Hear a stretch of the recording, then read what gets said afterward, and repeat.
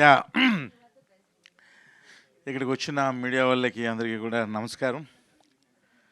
First happy birthday Abhish గారు. And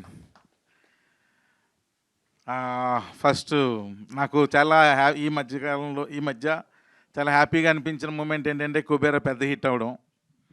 so మళ్ళీ theatres కొంచెం కళ్ళకల్లగా కనిపిస్తున్నాయి. అలాగే నెక్స్ట్ రాబోయే కన్నప్ప కూడా అంతే పెద్ద హిట్ అవ్వాలి. దాని తర్వాత 10-15 సినిమాలు అలాగే హిట్ అయితే మరలా థియేటర్స్ ఒక చాలా కలర్ఫుల్గా ఉంటాయి. అది అది నాకు చూడడం చాలా ఇష్టం అనిపించింది. నిజంగా దేవుడిని నేను అదే కోరుకుంటున్నాను. దేవుడే ఇక్కడ నుంచి 10-15 తెలుగు హిట్ సినిమా, తెలుగనే కాదు ఆల్ లాంగ్వేజెస్ హిట్ సినిమాలు ఇచ్చేసే దేవుడా. మళ్ళీ చాలా డిసప్పాయింట్లో ఉంటున్న ఇండస్ట్రీ మరలా చిన్న ఉత్తేజం వస్తుంది అని మనస్ఫూర్తి కోరుకుంటున్నాను. అండ్ ఇప్పుడు ఇంకా నేను రెడీ సినిమాకి వస్తే, ఎప్పటి నుంచో అభిష్ గారు వాళ్ళ నాన్నగారు నాకు బాగా పరిచయం. ఒక విధంగా వాళ్ళ ఫ్యామిలీ ఫ్రెండ్ లాంటివన్నీ, ఫ్యామిలీ మెంబర్ లాంటివన్నీ కూడా. సో సో ఎప్పటి నుంచి అడుగుతుంటే ఒక మంచి కథ సెలెక్ట్ అయ్యి మనకు నచ్చితే అప్పుడు చేద్దాం అభిష్ గారు అని అలాగా వెయిట్ చేయించాను. అనుకోకుండా మజాకా అయిపోగానే శ్రీనివాస్ గారు కథ చెప్పాడు. ఒక కథ చెప్తానంటే చెప్పు అన్నాను. చెప్పారు. కథ వినగానే నాకు ఎందుకో ఇది అభిష్ గారు చేస్తే బాగుంటుంది అనిపించి వెంటనే అభిష్ గారు ఫోన్ చేసి ఒక కథ పంపిస్తున్నా వినండి అనగానే అభిష్ గారు అని మీరు అనుకుంటారు, అభిష్ గారి గురించి జనరల్గా ఒరిజినల్గా నిజాలు మాట్లాడేసుకుందాం. వీళ్ళేమి బోల్ డబ్బులు ఇచ్చేస్తారు డైరెక్టర్కి. రెండోది ఏంటంటే ఆయనకి కథ ఏదైనా ఇస్తే సినిమా చేయడం ఎక్కువ, ఇలాంటి ఒక న్యూస్లు తిరుగుతూ ఉంటాయి. కానీ వాస్తవాలు కాదు. ఆయన కథలు అంత ఈజీగా ఓకే చేయడు. మీకు అర్థం కావట్లేదు. అమ్మో అంత ఈజీగా ఓకే చేయడు కథలు. అది ఒకటి. రెండు, ఫస్ట్ పాయింట్ అసలు కాదు. సో ఈ కథ విని ఇంచుమించు శ్రీని గారు 2.5 hours నేరేషన్ ఇచ్చారు కంటిన్యూస్గా. నేను పక్కనే కూర్చున్నా, నేను కూడా విన్నా ఆయనతో పాటు. సో వినగానే సింగిల్ షాట్ ఓకే చెప్పారు ఆయన. ఓకే చెప్పి త్రినాథ్ గారు నాకు బాగా నచ్చింది, బాగా ఎంజాయ్ చేశాను, ఈ సినిమా చేద్దామని.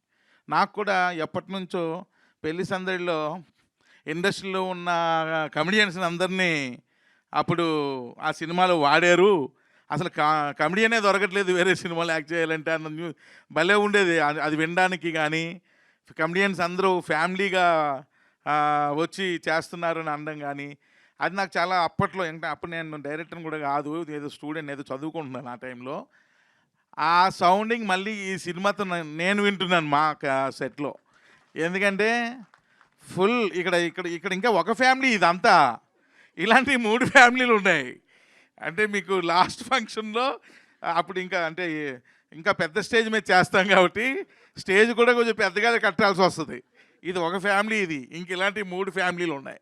సో అంతమంది ఆర్టిస్టులతో సినిమా చేస్తున్నాం. రోజుకి 12 నుండి 15 క్యారవాన్లు పెడుతున్నాం. సో క్యారవాన్లకి ప్లేస్కే పాపం మా మేనేజర్లు చాలా ఇబ్బంది పడుతున్నారు. ముందు క్యారవాన్లు ప్లేస్ సెట్ చేసుకోవడానికే ఇబ్బంది పడుతున్నారు. సో వాళ్ళందరితో రోజు ఒక పండగలాగా, షూటింగ్ అంటే ఎలా ఉంటుందంటే ఒక పండగలాగే ఫుల్ ఎంజాయ్ చేస్తున్నాం అంతే. శ్రీలక్ష్మి గారు రాలేదు కదా, శ్రీలక్ష్మి గారు ఆవిడ కూడా మెయిన్ క్యారెక్టర్ చేశారు ఇందులో. అసలు ఎన్ని సీన్లు, ఒక 10 సీన్లు చేస్తే 8 సీన్లు విపరీతంగా నవ్వుకుంటున్నాం, మిగిలిన 2 సీన్లు విపరీతంగా ఏడుచుకుంటున్నాం. అందరం ఏడుస్తున్నాం, అంత ఎమోషనల్ అవుతున్నాం. అంటే ఇది ఏమి పెద్ద యాక్షన్ ఇలాంటి సినిమా కాదు. ఇట్స్ ఎ ఫ్యామిలీ ఎంటర్టైనర్, ఒక ఫ్యామిలీ ఎంటర్టైనర్. సరదాగా ఆ ఎమోషన్స్, మరి మధ్యలో వాళ్ళ మధ్య ఉన్న సరదాలు, ఇంతే సినిమా, ఏముండదు. సో నేను ప్రతిరోజు ఎంజాయ్ చేస్తున్నాను. ఇందాకలు అన్నాను మీకు డైలాగే లేదు కదా, డైలాగ్ లేదన్నాను కదా, దాని యొక్క ఎఫెక్ట్ ఏంటో మీకు థియేటర్లో చూస్తారు.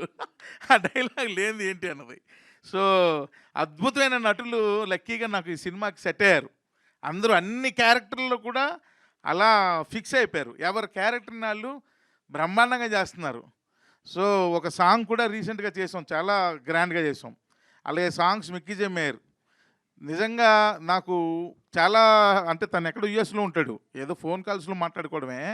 ఆయన ఎప్పుడు అదే చెప్తుంటాడు, ఏంటి సార్ నాకు విజువల్స్తో కలిపి చెప్తుంటే నాకు ఇంకా ఇంట్రెస్ట్ వస్తుంది, నాకు వర్క్ చేయడానికి ఇంకొంచెం ఇంట్రెస్ట్ పెరుగుతూ ఉంది అని చెప్పి మంచి సాంగ్స్ అద్భుతంగా ఇప్పటికే 3 ఇచ్చేశారు. ఒకటి ఆల్రెడీ షూట్ కూడా చేసేసాం. సో, అంటే అది ఇప్పటి నుంచే అవన్నీ ఇంచుమించుగా 50% సినిమా షూట్ అయిపోయింది. ఇంకో 50% బాకీయే. సో, ఇప్పటి నుంచి ఎందుకులే విజువల్స్ అంత ఎక్కువ ఇవ్వడం, ఓన్లీ బర్త్‌డే గ్లింప్సే ఇద్దామన్న ఉద్దేశంతో ఒక్క షాటే వాడాం. సో, అందుకే నేనేమంటానంటే నాకు ఇంకొక పెద్ద ప్రాబ్లమ్ ఏంటంటే, ఆర్టిస్టులు ఎవరొచ్చినా సరే ఈ సినిమాలో కొంచెం నీట్‌గా ఉండాలి. మంచిగా సేవ్ చేసుకొని, లేకపోతే నీట్ సేవ్‌తోనో లేకపోతే శుభ్రంగా తలలు దూవుకొనిలోనే ఈ ఆర్టిస్టులు కరువైపోయారు. ఎవరొచ్చినా ఇంతింత గెడ్డాలు, ఇంతింత హెయిర్‌లు. ఏంది ఈ కథేమో అలాంటిది కాదు. క్లీన్‌గా, నీట్‌గా ఉండాల్సిన కథ. అసలు అలాంటి ఆర్టిస్టులే దొరకట్లేదు. అందరూ అలాగే అయిపోయారు. మొత్తం గెడ్డాలు, ఇది కండలు, గిండెలు ఒక రేంజ్‌లో ఉంటున్నారు ఒక్కొక్కరు. సో, మళ్ళా ఈ సినిమాలో చాలా క్లీన్‌గా, నీట్‌గా ఇప్పుడు మీరు చూసారు కదా గ్లింప్స్‌లో ముద్దుగానే యశోద అని ఎంత హాయిగా ఉందో ఆ సంగీతం. సినిమా అంతా కూడా అంతే హాయిగా ఉంటది. సో, ఇది it's a like family bonanza. Families అందరూ కూడా వచ్చి సరదాగా 2½ అవర్స్ ఎంజాయ్ చేసి లాస్ట్ 15 మినిట్స్ ఓవర్ ఎమోషన్ అయ్యి ఒక చిన్న ఎమోషన్‌తో థియేటర్ నుంచి బయటికెళ్తారు. అంతే. ఇంతకంటే ఏముండదు సినిమాలో. సో, అప్పుడే నేను వాళ్ళ నాన్నగారితో అన్నా, "ఈ సినిమాకి మీరు ప్రొడ్యూసర్ అయితే నేను చేయనని." ఈ సినిమాకి నేను కాదు ప్రొడ్యూసర్‌ని" అన్నారు. మరి ఎవరు అనగానే అగో ఆవిడనిచ్చారు.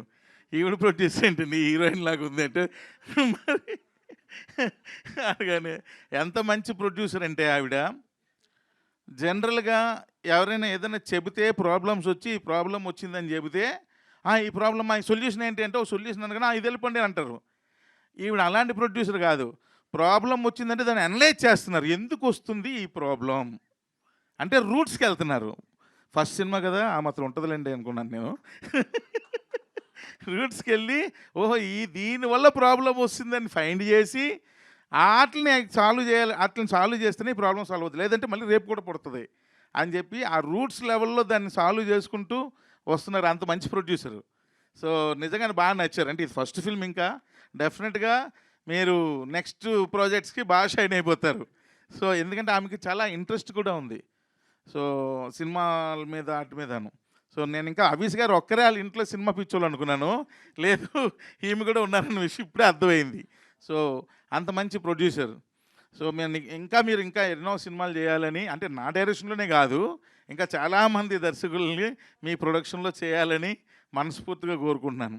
అలాగే ఇక్కడున్న మా ఆర్టిస్టులందరికీ పేరు పేరున రూపా గారు, అమ్మ క్యారెక్టర్ తీసుకొచ్చి ఒకరోజు షార్ట్ తీసి రండి మీరు అనేసి తీసుకొచ్చి కాళ్ళకి పట్టీలు పెట్టించా. నేను మదర్ క్యారెక్టరు పట్టీలు అంటే రండి అన్నా. అని ఒక సెలౌట్లో హై స్పీడ్‌లో పరిగెత్తించి వెనకాతల నుండి ఓ షాటు. పరిగెడుతున్న కాళ్ళకి 2 పట్టీలు పరిగెడుతున్న హీరోయిన్‌కి తీస్తున్న లాంటి షాట్లు తీశా.